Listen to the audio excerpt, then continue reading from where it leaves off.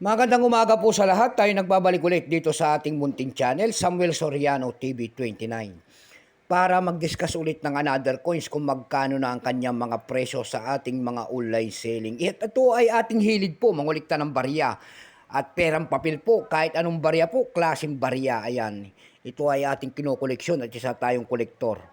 Magandang umaga po sa lahat ng aking mga subscriber at 1K subscriber na po tayo. Tayo nagpapasalamat sa lahat ng sumusuporta dito sa aking YouTube channel. Thank you so much sa inyong lahat.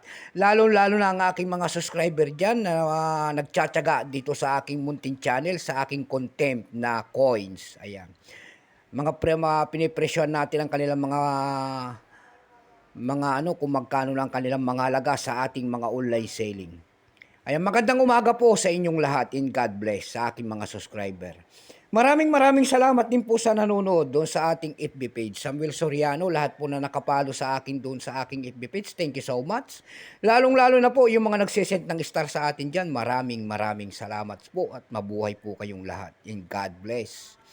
Yun naman kung hindi pa po nakapag-subscribe dito sa aking YouTube channel, anyayaan ko lang sana kayo at malaking tulong na po o bagay ang inyong magagawa para lumago naman ang ating YouTube channel tulad ng pagpindot ng ating subscribe button, like and share para ma-update ko kayo sa mga latest ko pang gagawin mga video po. Mayroon na naman tayong pag-uusapang barya guys at ito po ay pera po ng Bahrain. Ayan po, pera po ng Bahrain, 100 pills, ayan, 2009. Baka mayroon kayong mga ganyang mga barya. Ayan, bultuhan po ang bilhin natin sa mga ganitong mga barya world coins. Ayan, titingnan natin kung magkano ng kanyang presyo sa ating mga online selling. Baka bago yan ay kilalanin mo muna natin siya. Issue po niyan ay Bahrain. Period Hamad Ben Isa Al Khalifa. Ayan, 2002 up to date po. Type nito standard circulation coins years. 1430 and then 1439. Ayan, Islamic calendar po. Ito po sa atin ay year 2009 hanggang 2018. Value nito 100 pilis Bahrain. Currency dinar.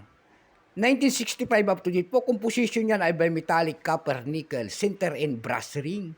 May bigat lamang itong 6 grams, may habang 24 mm. May kapal po naman itong 1.9 mm. Hugis po bilog. Orientation nito ay middle alignment. Number N-4254. Reference number KM-262. Kingdom of Bahrain. Ayan. Ito pong year 2009, ito po ay 47%.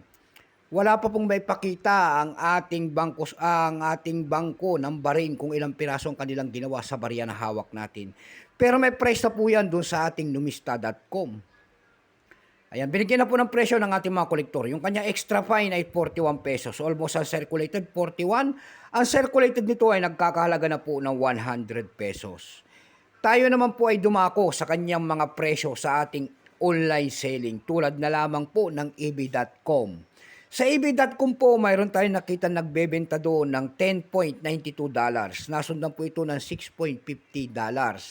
Yung pinakamababa po doon na bintahan ay nagkakahalaga po ng $2.77. Dako naman tayo sa Carousel PH. Sa Carousel PH naman po, mayroon tayong nakita nagbebenta doon ng 100 pesos. Nasundan po ito ng 80 pesos, yung pinakamababa po ay 35 pesos. Ayan lamang po ang aking may share na kanyang presyo. So hanggang dito na lamang po, keep safe sa lahat in God bless.